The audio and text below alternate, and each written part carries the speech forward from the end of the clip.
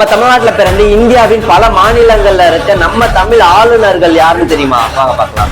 C Rajagopalachari Krishnagiri மாவட்டத்தில் பிறந்தவர். 1947 முதல் 1948 வரை வெஸ்ட் பெங்கால் ஆளுநராக இருந்து வரார். PS குமாரசுவாமி ராஜா விருதுநகர் மாவட்டத்தில் பிறந்தவர். 1954 முதல் 1956 வரை ஒடிசா ஆளுநராக இருந்தவர்.